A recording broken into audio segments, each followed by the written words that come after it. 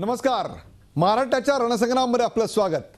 विधानसभेच्या मतदानासाठी आता केवळ 11 तास उरलेत.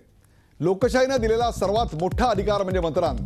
तो बजावण्याची संधी उद्या मतदार राजाला मिळणार आहे. तुमचं एक मत, तुमचं केवळ एक मत एका उमेदवाराचंच नव्हे, तुमच्या भागाचं नव्हे, तर तुमचं आणि अवघ्या महाराष्ट्राचं भवितव्य घडवणार आहे. त्यामुळे उद्या सकाळी न चुकता कोणत्याही आमिषाला बळी न पडता सर्वांनी आधी मतदान करा असं आवाहन या सर्व आमच्या पॅनलिस्टतर्फे करतो.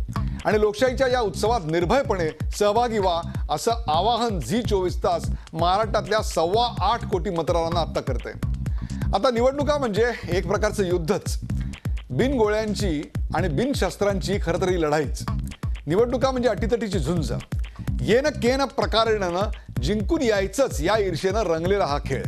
यात प्रतिस्पर्ध्याला नामोहरम करण्याच्या चाली जशा आहेत तसंच चितपट करण्याचे धोबी पछाडी आहेत. त्या डाव आहेत, प्रतिडाव आहेत, पाडापाडीच्या व्यूहरचना आहेत आणि त्याला धुळीला मिळवण्याचे अनेक मनसुबे देखील आहेत. एकीकडे प्रतिमा निर्मितीचा प्रयत्न आहे तर दुसरीकडे प्रतिमा भंजनाचा बंदोबस्त आहे. अशा विधानसभा निवडणुकीच्या आखाड्यात यंदा 288 मतदारसंघातून तब्बल 4119 उमेदवार उतरलेले आहेत. त्यांच्यात काटेकी टक्कर म्हणता येईल अशी काटेकी टक्कर अशा करताय की त्या सर्व 288 ठिकाणी जवळपास 5 प्रमुख पक्षांचे उमेदवार उभे आहेत.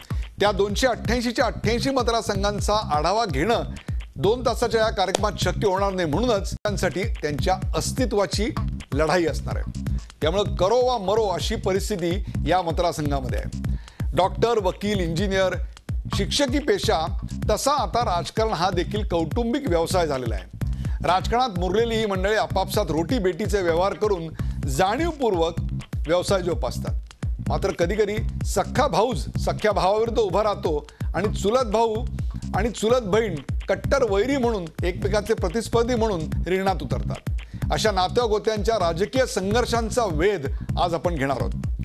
शिवाय दुसऱ्या पक्षातून आयात केलेले उमेदवार, त्यामुळे रंगतदार झालेल्या लढती, अनेक बड्या नेत्यांची निवडणुकात पणाला लागलेली प्रतिष्ठा, त्यांच्या अस्तित्वाचा निर्माण झालेला प्रश्न आणि त्याचबरोबर संपूर्ण महाराष्ट्राचं लक्ष लागून राहिलेल्या काही रोचक वेधक लढतींचाही आपण आढावा घेणार आहोत.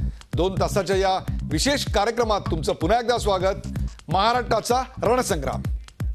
महाराष्ट्राचा रणसंग्राम powered by Ambuja cement, Virat compressive strength, associate sponsor Kedar Vanjape developers private limited Pune, Raymond the complete man, engine की lifeline, master line engine oil आणि डॅटसन गो, थोडा बडा सोचे.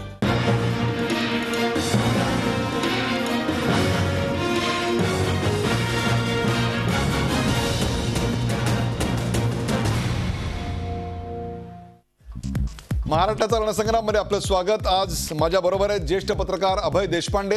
अभय देशपांडे या कार्यक्रमात आपलं स्वागत.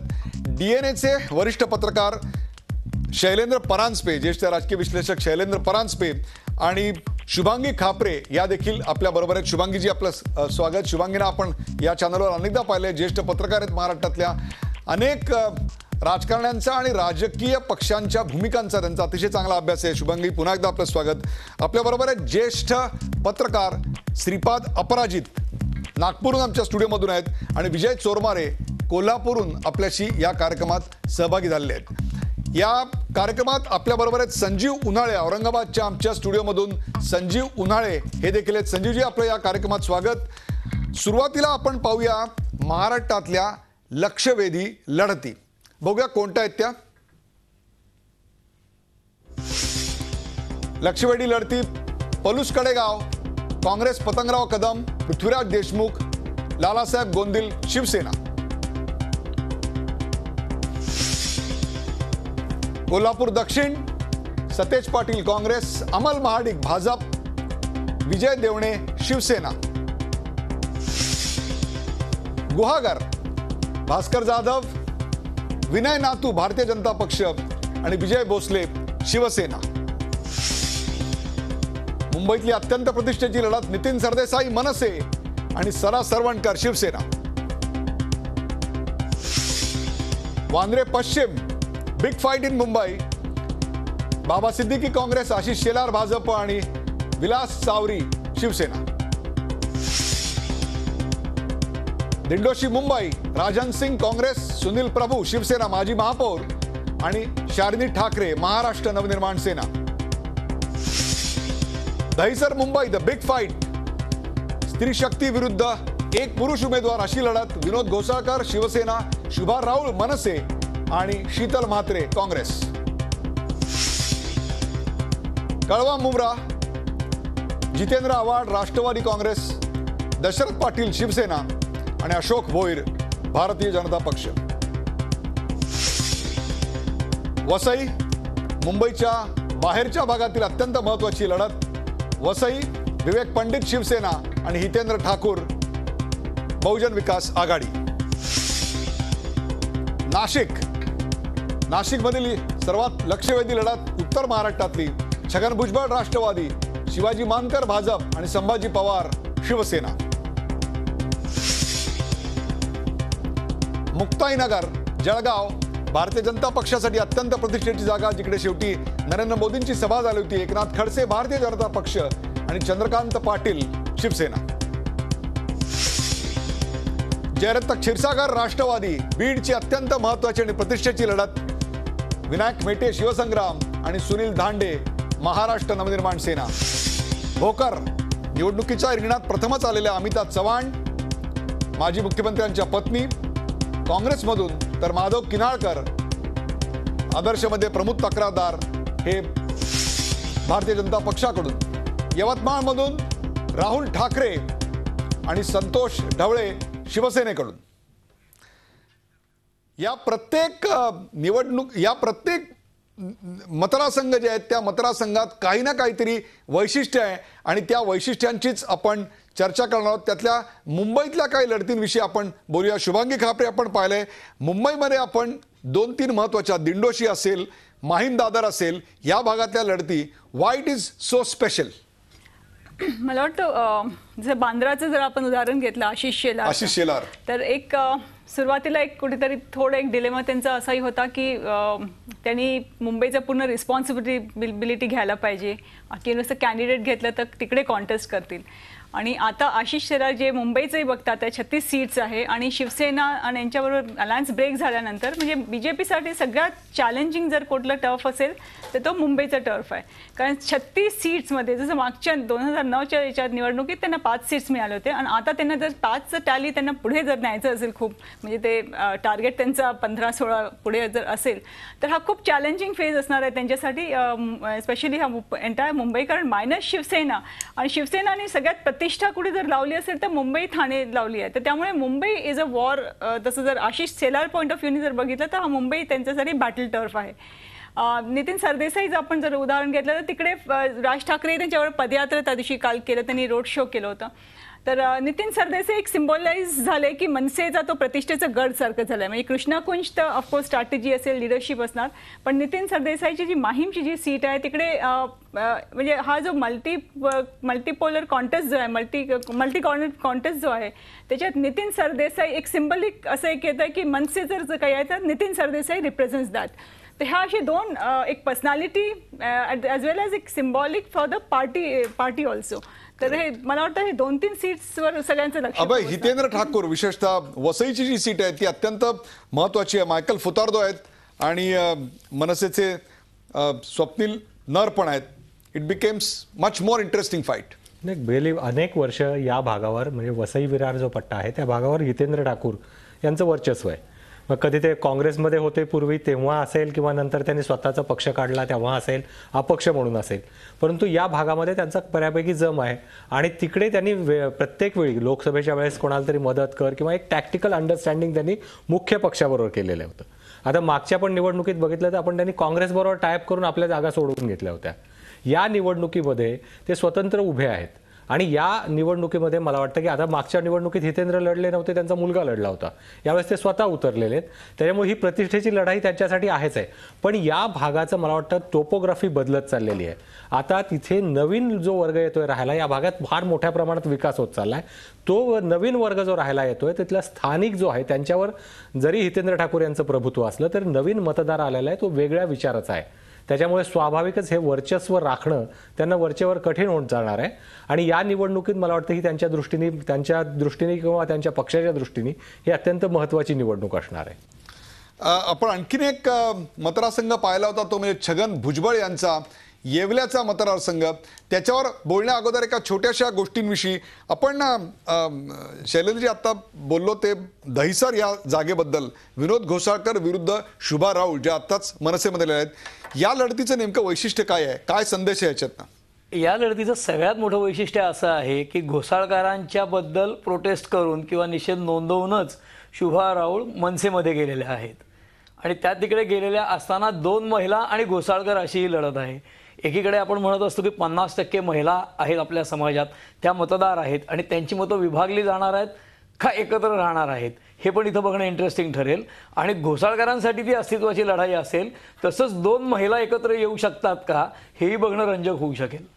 एक आणखीन जागेबद्दल आपण बोलत होतो, ती म्हणजे दिंडोशीची जागा. दिंडोशीला राजहंस सिंग, सुनील प्रभू आणि मोहित कंबोज, शालिनी ठाकरे ही एक प्रकारे 4 कॉर्नर फाईट आहे. शुभांगी, खरं म्हणजे मोहित कंबोजचं कॅन्डिडेटवर तिकडे जर दिला म्हणजे तसा त्याचं काही ते ओरिजिन तसं त्याचं नव्हतं तो कॅन्डिडेट, पण तरी पण शेवटचा जो कॅम्पेन सुरू झालं होतं तर तिकडे बरंच त्यांनी BJP म्हणून किंवा एक मोदीत्व फॅक्टर म्हणून बरंच इनरोड्स केला आहे. तर त्यामुळे हा खरंच खूप चॅलेंजिंग होणार आहे, कारण हंसराज जे आहे ते म्हणजे काँग्रेसला जर सगळ्यात प्रतिष्ठित एक शुअर सीट जी म्हणत होतो, जसं आपण मागच्या लोकसभा इलेक्शन्समध्ये जेव्हा बोललो तेव्हा प्रिया दत्तची सीट सगळ्यात आपण सेफ सीट असं काही लोक मानायची. तसंच हंसराजबद्दल नेहमी असं वाटायचं की काँग्रेससाठी ही खूप एक म्हणजे सेफ सीट होऊ शकते.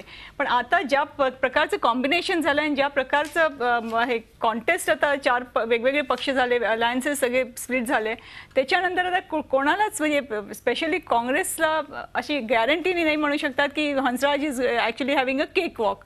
तर त्यामुळे हा सगळ्यात इंटरेस्टिंग फॅक्टर राहणार आहे. आणि शालिनी ठाकरेला पण म्हणजे हाऊ मच शी कॅन हे तिघांच्या भांडणात ती आपलं कसं will she navigate through the three corner battles, तर ते आपल्याला बघता येईल. पश्चिम उपनगरातली एक ट्रेंड दाखवणारी जागा कुठली असेल तर ती ही जागा आपल्याला म्हणता येईल. हो, इथे इंटरेस्टिंग कॅरेक्टर्स पण आपण जर बघितले म्हणजे कॅन्डिडेट्स जे बघितले तर म्हणजे असं काही खूप त्यांचा बालेकिल्ला आहे की त्यांनी first timers, some of them first timers, एक राजहंसला सोडलं तर आपण किंवा सुनील प्रभूंना, आणि हा जो एक 2 पार्टी कॉन्टेस्ट होता तर तिकडे 4 प्लेयर्स येऊन गेले आणि 4 प्लेयर्सची आपली इंटरेस्टिंग फेसेट्स आहे. म्हणजे कंबोजबद्दल खूप इंटरेस्टिंग आहे की त्याचं त्या कॉन्स्टिट्युएन्सी काही देणं घेणं नाही तसं बघितलं तर. He was vying for someway in Bandra seat आणि त्यांना मग तिकडे टाकतात आहे. तर काय डिस्टर्बन्सेस होईल आणि ते ट्रेमर्स जे होतील अशी आउटसाइडर इनसाइडर आल्यामुळे. आपल्याबरोबर दक्षिण कोल्हापूर याच्यासाठी विजय चोरमारे आहेत. विजय चोरमारे या ठिकाणी भारतीय जनता पक्षाचे अमल महाडिक आणि सतेज पाटील हे आपलं नशीब आजमावत आहेत. मला असं वाटतं कोल्हापूर जिल्ह्यातली सर्वात अटीतटीची लढाई म्हणून या निवडणुकीकडे संपूर्ण कोल्हापूरकर वासियांचंच नव्हे तर संपूर्ण महाराष्ट्राचं लक्ष लागलेलं आहे. या व्यतिरिक्त या निवडणुकीचं या लढतीचं वैशिष्ट्य काय असं वाटतं आपल्याला? कोल्हापूर दक्षिणच्या लढतीचा जर आपण विचार केला तर तिथं भारतीय जनता पक्षाकडून जे उमेदवार उभे राहिलेले आहेत अमल महाडिक हे काँग्रेसचे आमदार महादेवराव महाडिक यांचे पुत्र आहेत आणि आता राष्ट्रवादी काँग्रेसचे जे खासदार आहेत धनंजय महाडिक यांचे ते चुलत भाऊ आहेत. गेल्या वेळी या मतदारसंघात धनंजय महाडिक आणि सतेज पाटील यांची लढत झाली होती आणि त्या लढतीत सतेज पाटील यांनी धनंजय महाडिक यांचा पराभव केला होता. लोकसभा निवडणुकीच्या वेळी आघाडीचा धर्म म्हणून दोघांचं मनोमिलन झालं. धनंजय महाडिक यांची उमेदवारी जाहीर झाल्यानंतर सतेज पाटील यांनी त्यांना तिथं सर्वतोपरी मदत केली. त्यामुळे विधानसभेची ही लढत सतेज पाटील यांच्यासाठी एकतर्फी राहील, सोपी राहील असं म्हटलं जात होतं. पण अगदी शेवटच्या क्षणी तिथून अमल महाडिक यांची उमेदवारी आणि भारतीय जनता पक्षाकडून आली. त्यामुळं इथली लढत अतिशय चुरशीची बनली, अतिशय अटीतटीची बनली. या मतदारसंघात महाडिक यांचा आधीपासून एक गट आहे, पण अमल महाडिक हे अत्यंत नवखे उमेदवार आहेत त्या मतदारसंघाच्या दृष्टीनं. सतेज पाटील गेली 5 वर्षे या मतदारसंघात काम करतायत, पण अँटी इन्कम्बन्सी जी असते प्रस्थापित उमेदवाराच्या विरोधात ती अँटी इन्कम्बन्सीचा त्यांना सामना करावा लागतोय. दोन्ही पक्ष प्रचंड आर्थिक सामग्रीने दोन्ही पक्ष प्रबळ आहेत. एकूण दंडशक्तीनं बघितलं तर दोन्ही पक्ष प्रबळ आहेत. त्यामुळं इथं प्रत्येक म्हणजे क्षणाक्षणाला इथली उत्कंठा वाढत चालली. तासाला इथल्या संदर्भात वेगवेगळ्या विजय चोरमारे, कोल्हापूर नाहीतरी लाल मातीच्या कुस्तीसाठी प्रसिद्ध होतं, मॅचच्या कुस्तीसाठी प्रसिद्ध होतं. आता या राजकारणातल्या आखाड्यातल्या खास लढतीसाठी, खास बागेतल्या असं मी म्हणत नाही, पण खास लढतीसाठी सिद्ध झालेलं वेळ झाली का ब्रेकची. ब्रेक नंतर अशाच अनेक महत्त्वाच्या लढतींचा महाराष्ट्रातल्या आपण वेध घेणार आहोत, जाणून घेणार त्याचे अंतरंग, नेमकं काय चित्र असतं, त्याच्या मागे काय हालचाली आहेत, हे सगळं जाणून घेणार आहोत या मान्यवरांकडून. कुठेही जाऊ नका, पाहत राहा झी 24 तास. आपण पाहतोय महाराष्ट्राचा रणसंग्राम.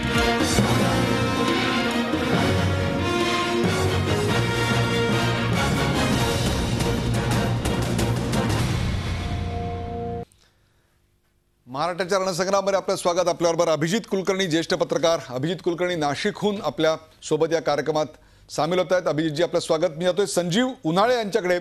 संजीव उन्हाळे, आपण या लक्षवेधी लढतीमधल्या ज्या 4-5 लढतींचा आत्ता पुन्हा विचार करणार आहोत, त्यातली एक आहे मुक्ताईनगरची, ज्या ठिकाणी एकनाथराव खडसे हे भाजपचे आणि त्यांना आव्हान दिलंय चंद्रकांत पाटील शिवसेनेच्या उमेदवारांनी.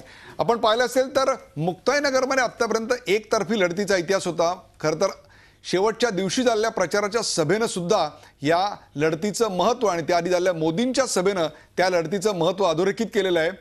या व्यतिरिक्त ही लढत कोणत्या कारणासाठी स्पेशल आहे असं वाटतं? युतीच्या एकतेचं अथवा युतीच्या भंगतेचं प्रतीक म्हणून या लढतीकडे महाराष्ट्रात बघितलं जात आहे का? नाही, हे मुख्य म्हणजे असं की खडसे यांची जी लढत आहे, खडसेंचा तो अक्षरशः बालेकिल्ला राहिलेला आहे. परंतु त्या ठिकाणी त्यांचा उमेदवाराचा पराभव झाला पाहिजे या दृष्टीने सगळी व्यूहरचना आखण्यात आल्यामुळे या निवडणुकीला वेगळी रंगत आलेली आहे. मुळामध्ये खडसे यांना मतदारसंघामध्ये वेळ देता आला नसला तरी त्यांच्या कुटुंबियांनी त्याचा चांगला प्रचार केला असला तरी या ठिकाणी अटीतटीची लढत यावेळेस घडणार आहे. आणि ज्या अर्थी त्या ठिकाणी मोदींची मिटिंग झालेली आहे त्या अर्थी मला असं वाटतं की ती निवडणूक ही अटीतटीची होणार आहे. पहिल्यांदाच खडसे यांना इतकं आव्हान देणं सोपं नाही, कारण खडसे यांचा हा बालेकिल्ला आहे, अनेक वर्षांमध्ये त्यांनी काम केलेलं आहे. परंतु त्या ठिकाणी खऱ्या अर्थानं एकदा लढत काय 2-3 मतदारसंघामध्ये जे लढत देण्याचं शिवसेनेने ठरवलं त्याप्रमाणे तिथे लढत घडेल असं चित्र एकंदर दिसत आहे. संजीव उन्हाळे, आपण मराठवाड्यातल्या एका जागेकडे तुमचं लक्ष वेधतो आणि ती अत्यंत महाराष्ट्रातली, मला असं वाटतं की उद्या जर मला कोणी विचारलं, I am sure my panellist will agree with me, की मराठवाड्यातल्या एका लढतीचा निकाल जर सगळ्या जागांपैकी आम्हाला कळवा असं सांगितलं तर सगळ्यांचं उत्तर एकच असेल की आम्हाला परळीमध्ये काय झालं किंवा पंकजा आणि धनंजय मुंडे या सीटचं काय झालं ते सांगा. तर ती लढत ही आता एका घराण्यातला वाद राहिलेला नाही, तर ती एक प्रचंड मोठा राजकीय उलथापालथ घडवणारी अशी ती लढत आहे. काय सांगा? आणि ही एका अर्थानं अटीतटीची लढत होईल असं दिसतंय. म्हणजे पंकजा पालवे मुंडे यांचा एकंदर वाढलेला करिश्मा घ्या लक्षात, किंवा मुंडे यांनी झाल्यानंतर लोकांची सहानुभूतीची लाट घ्या, हे जरी खरं असलं तरी धनंजय मुंडे यांनी तो मतदारसंघ अक्षरशः पिंजून काढलेला आहे. एकेका मतदाराला 3-3 वेळा ते भेटलेले आहेत आणि एक मोठं संपर्काचं जाळं उभं केलेलं आहे. आणि दुसऱ्या बाजूला त्यांची जी बहीण आहे पंकजाची यशश्री, हिनं देखील या मतदारसंघामध्ये प्रत्येक ठिकाणी जाऊन अतिशय चांगला असा प्रचार केलेला आहे. एकंदर पाहिलं तर पंकजाचं पारडं या मतदारसंघामध्ये निश्चितच जड आहे. शेवटी हा मुंडेंचा मतदारसंघ आहे आणि लोक तसं काही होऊ देणार नाहीत. परंतु खऱ्या अर्थानं इथं लढत होईल असंच वाटलं नव्हतं, परंतु त्या ठिकाणी लढत घडते ही या महत्त्वाची गोष्ट आहे.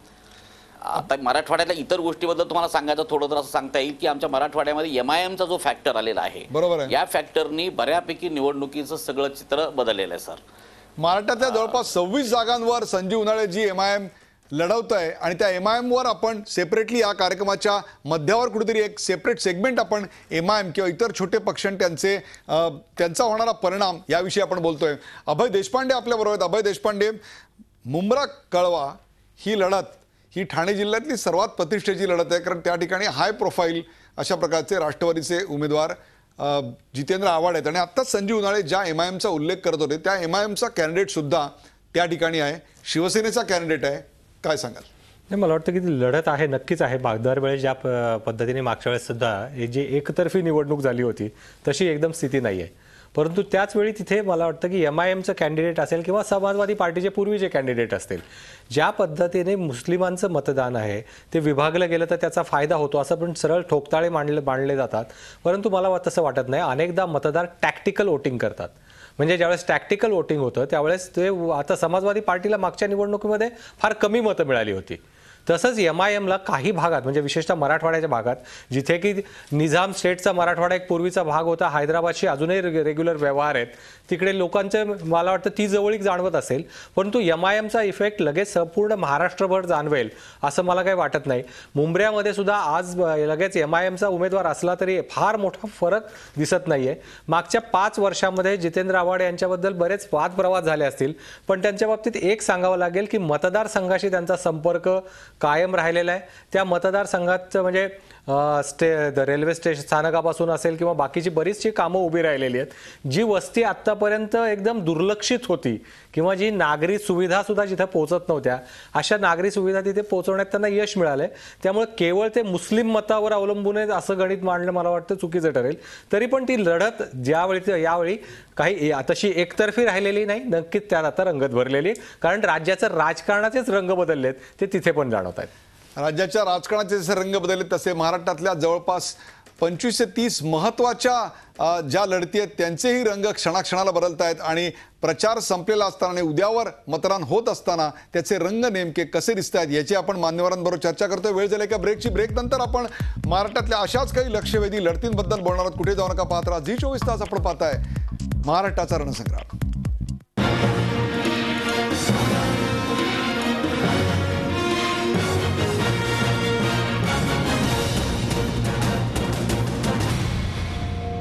महाराष्ट्राच्या रणसंग्रामामध्ये आपलं स्वागत. आपल्याबरोबर आता अभिजित कुलकर्णी आहे, ज्येष्ठ पत्रकार अभिजित कुलकर्णी नाशिकहून.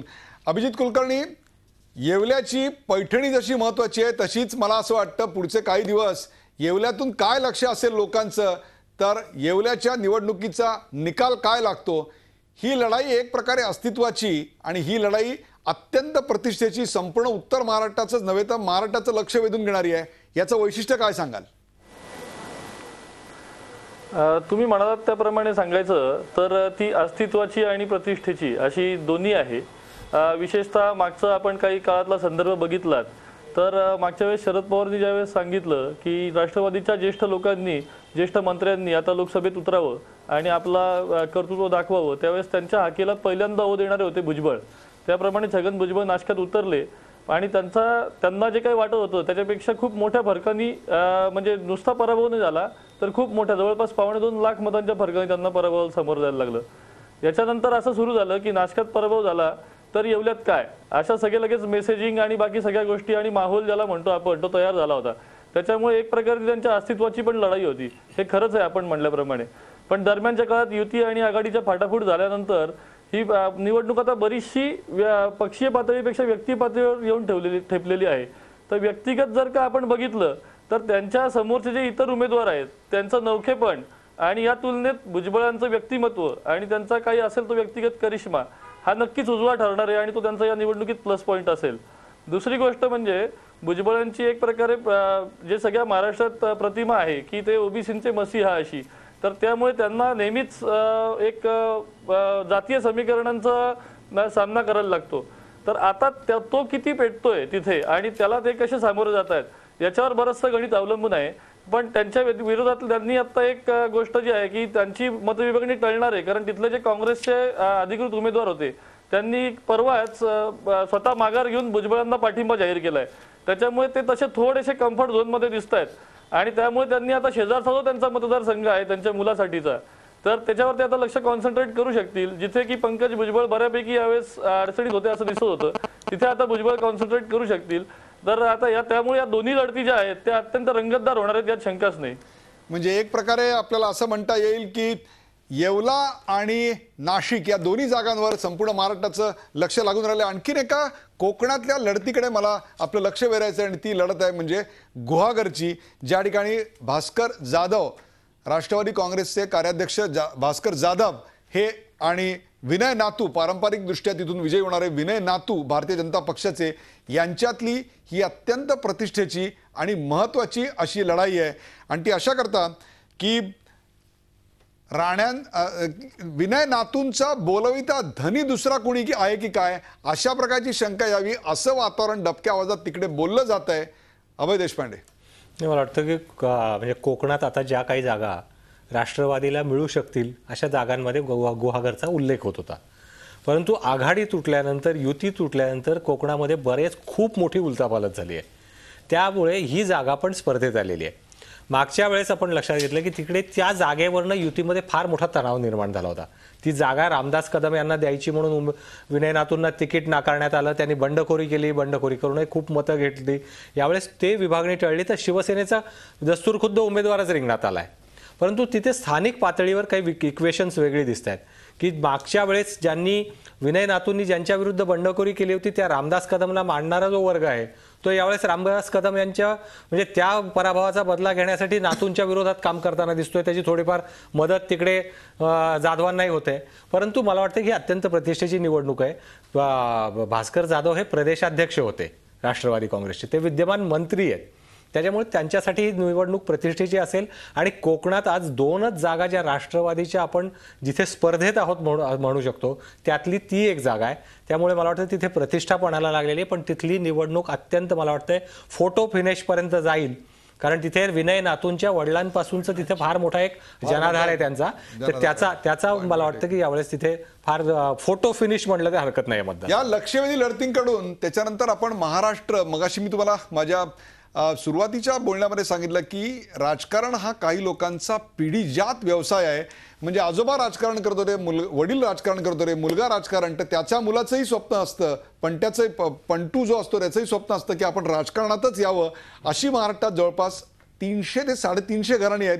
त्यांच्यावरच रोटीबेटी व्यवहार होत असतात, त्यांच्यावरच बँकांचे व्यवहार असतात, त्यांच्याकडेच कृषी उत्पन्न बाजार समिती असतात, कुक्कुटपालन केंद्र असतात, सहकारी साखर कारखाने असतात, शिक्षण संस्था, या सगळ्या त्यांच्याकडे असतात. कधी कधी त्यांच्यामध्ये प्रचंड मोठ्या प्रमाणावर संघर्ष निर्माण होतो. त्याला काही वैयक्तिक दुश्मनीचा आधार असतो, तर कधी फार क्वचित वेळा विचारधारेचाही संदर्भ असतो की एकाचा संदर्भ कम्युनिस्ट विचारसरणीशी अथवा निधर्मी विचारसरणीशी किंवा हिंदुत्ववादी विचारसरणीशी किंवा आणखीन कुठल्या विचारसरणीशी, परंतु मूळ हे त्याचं वैयक्तिक दुश्मनीतच बऱ्याचदा दिसतं. अशा महाराष्ट्रातल्या काही निवडक भाऊबंदकींचा आलेख आता या निवडणुकीत कसा आहे तो पाहूया. एका ग्राफिक्सच्या माध्यमातून आपल्या पडद्यावर आपण काही क्षणात पाहू शकाल भाऊबंदकी महाराष्ट्राची नेमकी कशी आहे. अर्थातच परळी, सर्वात महत्वाची परळी ही पंकजा मुंडे आणि धनंजय मुंडे, राष्ट्रवादी, हे चुलत भाऊ आणि चुलत बहीण, मला वाटतं they will be contesting very close battle. दुसरी उस्मानाबादमध्ये राणा जगजित सिंग आणि ओमराजे निंबाळकर, ही सुद्धा राष्ट्रवादी आणि शिवसेनेमधली अत्यंत तगडी लढाई. निलंग्यामध्ये अशोक पाटील निलंगेकर आणि संभाजी पाटील निलंगेकर, ही सुद्धा अत्यंत अटीतटीची लढाई. काका पुतण्यांमधली, महाराष्ट्राला काका पुतण्यांचा फार मोठा वारसा आहे, त्यातलीच ही एक लढाई आहे असं म्हणायला हरकत नाही. त्याचबरोबर काटोलमध्ये अनिल देशमुख आणि आशिष देशमुख, वन मोर काका पुतण्या, हे विदर्भामध्ये आहेत. आपल्याबरोबर विदर्भाचे श्रीपाद अपराजित आहेत, त्यांच्याकडे मी काही क्षणात जाणार आहे. आणि विदर्भामधली आणखीन एक लढत आहे आणि ती आहे संजय देवतळे विरुद्ध डॉक्टर आसावरी देवतळे. या दीर आणि भावजाय यांच्यामधली ही अशी अनोखी लढत आहे. श्रीपाद अपराजित, तुमच्याकडे खास करून अशा करता येतो की तुमच्या भागातल्या 2 लढती मला इथे अत्यंत महत्त्वाच्या दिसत आहेत. एक आहे काटोल आणि दुसरी आहे वरोरा. काटोल आणि वरोरा, श्रीपाद अपराजित, काय सांगाल याबद्दल? तुम्ही म्हणता ते खरं आहे अगदी की भाऊबंदकी ज्याला म्हणतो किंवा नात्यांमधला कलह तो या निवडणुकीमध्ये या 2 मतदारसंघामध्ये आपल्याला बघायला मिळतो आहे. समजा जर काटोलचा उल्लेख आपण केला, काटोलमध्ये विशेषतः काँग्रेसचे माजी प्रदेशाध्यक्ष आणि ज्येष्ठ नेते रणजित देशमुख यांचे सुपुत्र लढतीत आहेत आणि त्यांना आव्हान देत आहेत आधीपासूनच जे लोकप्रिय आहेत तसे त्या मतदारसंघामध्ये ते अनिल देशमुख, ते पण रणजित देशमुख यांचे बंधू आहेत. मागच्या म्हणजे युती सरकार जेव्हा आलं होतं 1995मध्ये, तेव्हापासून अनिल देशमुख यांनी जे सत्तारूढ झालेले आहेत तेव्हापासून ते सत्तेच्या खाली उतरलेले नाही आहेत. म्हणजे तेव्हा ते अपक्ष म्हणून निवडून आले असतील, पण त्याच्यानंतर त्यांनी येणं केणं प्रकारानं सत्ता टिकवलेली आहे. त्याच्यामुळे अनिल बाबू म्हटलं की सत्तेच्या ते जवळ राहणार. म्हणजे आज ते राष्ट्रवादीत असले, राष्ट्रवादी तसाही शिलेदार आणि सुभेदारांचा पक्ष म्हणून ओळखला जातो.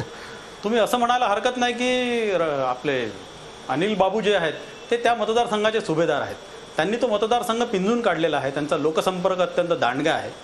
आणि ह्या एकाच घराण्यामध्ये देशमुखांची जी काही लढत होते आहे, म्हणजे रणजित देशमुखांचं दुःख बघा तुम्ही कसं असेल की ज्या प्रदेशाध्यक्षांनी त्यांच्या काळामध्ये सर्वाधिक लोकसभेमध्ये काँग्रेसचे खासदार निवडून पाठवले होते, नंतरच्या काळामध्ये त्यांनाच आपल्याच मुलासाठी तिकीट मिळवता आलं नाही, ही बोस कदाचित त्यांच्यामध्ये असावी, त्यांना जाणवत असावी.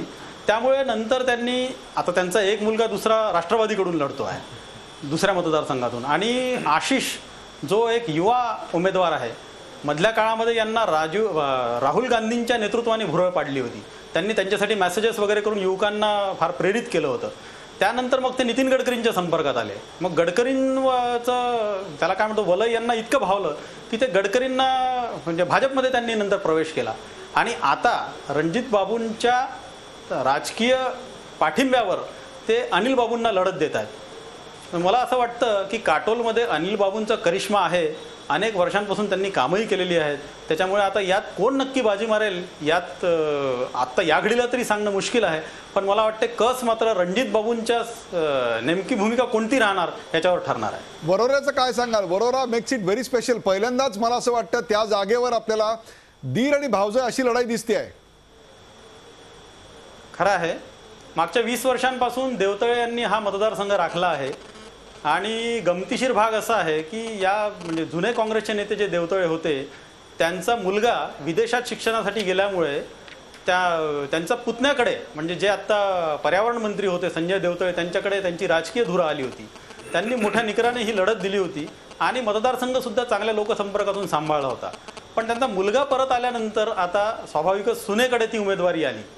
आणि गमतीचा भाग असा आहे की नरेंद्र मोदींनी ज्यांचा लोकसभेतील चांगल्या कामगिरीसाठी उल्लेख केला होता नागपूरच्या सभेमध्ये, ते खासदार हंसराज अहिर यांनी मागच्या वेळेस लोकसभेच्या मतदारसंघात प्रचार करताना या संजय देवतळेंवर प्रचंड तोंडसुख घेतलं होतं की ते कसे अकर्मण्य नेते आहेत आणि राज्याच्या पर्यावरण खात्याचा कार्यभार असतानाही त्यांनी कशा प्रकारे राजकीय प्रदूषण आपल्या मतदारसंघामध्ये पसरवलेलं आहे असे वगैरे त्यांनी बरेचसे आरोप केले होते. आता वेळ अशी आली आहे की मोदींचा लाडका खासदार संजय देवतळेंसाठी मतं मागत फिरतो आहे आणि त्यांना काँग्रेसच्याच देवतळेंशी एका लढत द्यावं लागत आहे. आणि आपण म्हणतो की राजकीय लढत फार रंगतदार होत असते आणि लोक परस्परांच्या पराभवासाठी देव पाण्यात घालून बसतात. इथे असं आहे की देव साक्षात तळ्यात घालून बसलेले आहेत आणि एकाच घराण्यामध्ये अशी राजकीय विद्वेषाचं राजकारण आपल्याला पाहायला मिळतं आहे. श्रीपाद, तुम्हाला एका गोष्टीची इथे सुमारीकरण होते आहे. या एका गोष्टीची तुम्हाला इथे जाणीव करून द्यायची आहे, त्या म्हणजे नगर परिषदेत वरोऱ्यामध्ये शिवसेना आहे, आमदार काँग्रेसचा आहे, तर खासदार भाजपचा आहे. हे असं महाराष्ट्रात मला क्वचितच चित्र दिसतंय. वरोऱ्याचं हे वैशिष्ट्य आहे, त्याच्याविषयी बोलणार आहोत. आणि त्यानंतर मराठवाड्यामधल्या उस्मानाबाद लढतीविषयी आपल्याशी बोलतील संजीव उन्हाळे. एका ब्रेक नंतर कुठे जाऊन का पाहत राहा. झी 24 तास आपण पाहताय महाराष्ट्राचा रणसंग्राम.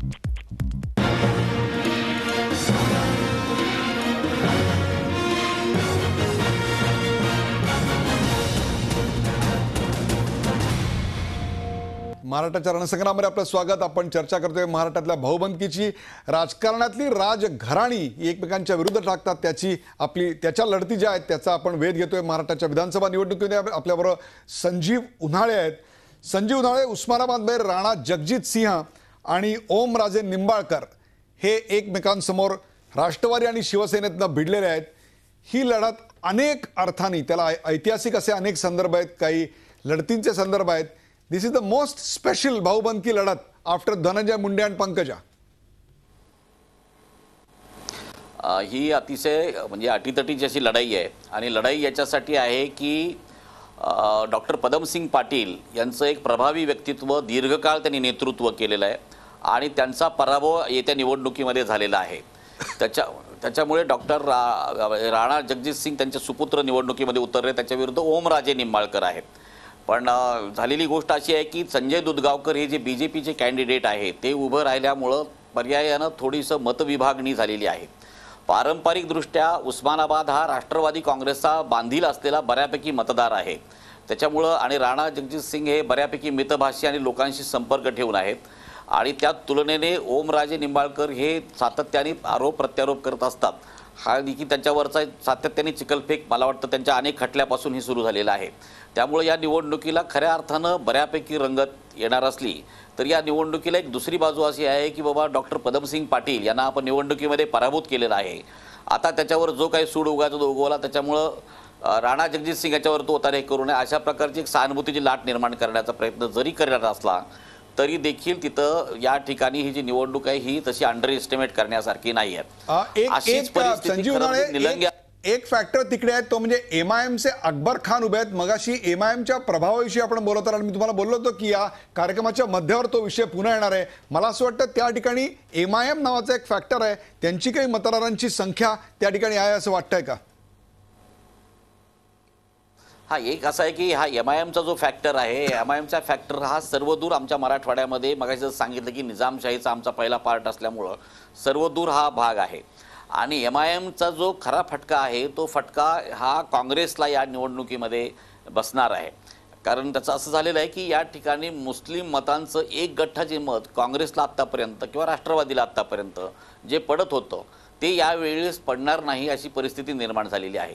त्याच्यामुळं खऱ्या अर्थानं काँग्रेस आणि राष्ट्रवादी दोन्ही पक्ष जिथे जिथे लढतात त्यांची परिस्थिती दोलायमान झालेली आहे. आणि हीच परिस्थिती उस्मानाबादमध्ये सुद्धा आहे. विशेषतः त्या ठिकाणी आता काही काही ठिकाणी तर गंगाधर गाडे हे दलित कॅन्डिडेट आहेत आणि ते दलित उमेदवार असताना सुद्धा त्यांना एमआयएमचं तिकीट दिले. त्याच्यामुळं दलित मुस्लिम अशी देखील युनिटी बांधण्याचा प्रयत्न ह्या एमआयएमच्या वतीने देखील करण्यात येतोय. त्यांचे अगदी कमी जागा लढत असल्यामुळं आणि काही पॉकेट्समध्ये लढत असल्यामुळं ते कॉन्सन्ट्रेट त्या ठिकाणी करतायत. आणि मला असं वाटतं याची भरपाई करून घेणं हे राष्ट्रवादी काँग्रेसला एकंदर ज्या ज्या मतदारसंघामध्ये आमच्या परभणी मतदारसंघ असेल, दक्षिण नांदेड मतदारसंघ असेल, औरंगाबादमधला मध्य पूर्व या सगळ्या मतदारसंघामध्ये हे आव्हान खऱ्या अर्थानं या निवडणुकीमध्ये उभं राहिलेलं आहे. आणि मला असं वाटतं याला तोंड द्यावंच लागेल. एक कार्यक्रमाला ब्रेकवर जाण्यापूर्वी एक छोटासा प्रश्न शुभांगी, आणखीन एक महत्त्वाची लढत आहे ती परळीची आहे आणि त्याच्यामध्ये पंकजा आणि धनंजय एकमेकांसमोर उभे राहिलेले आहेत. मला प्रश्न असा पडतो की अशा वेळेला मतदार जेव्हा त्यांना अनेक वर्ष एकत्र पाहत असतात तेव्हा समोर विरोधक म्हणून आल्यानंतर त्यांच्या मनात नेमका काय विचार येत असतो, विशेषतः या लढतीच्या बाबतीत? परळीला जी लढत आहे जसं आपण बोललोय की धनंजय मुंडे हा गोपीनाथ मुंडेंचा एक खरा जो पॉलिटिकल हेअर अपरेंट आपण जो म्हटलं तर सुरुवातीला तसंच होतं त्यांचं.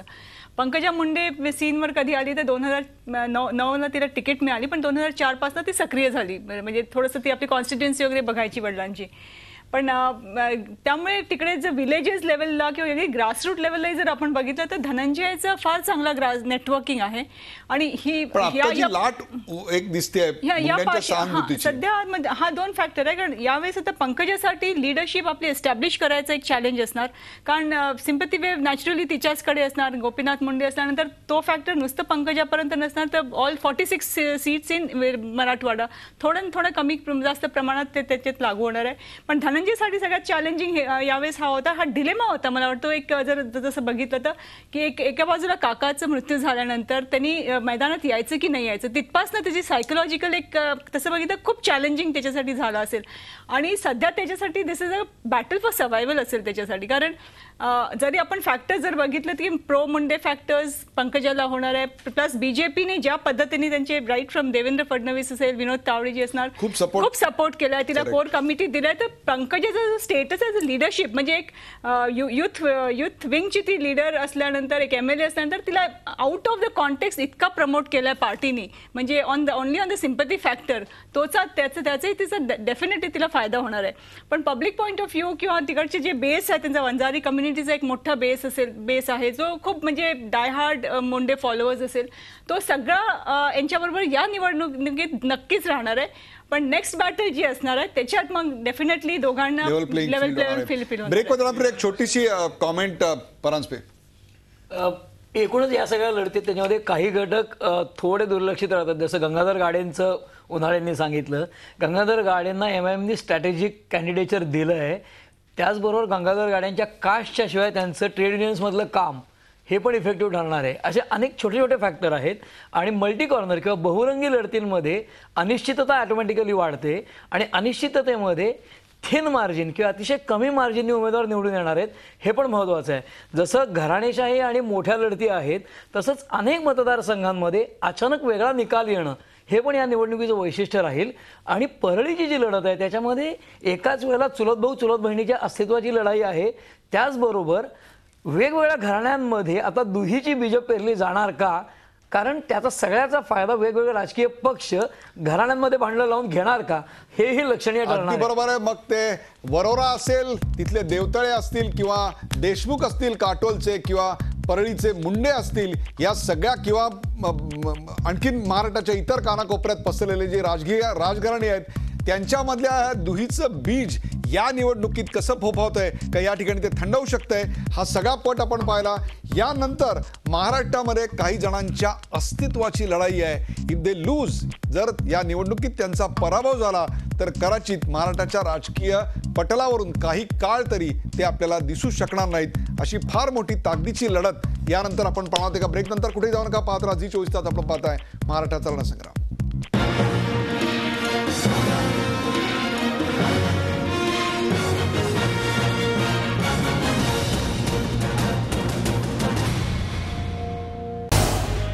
झी 24 तास रहा एक पाऊल पुढे.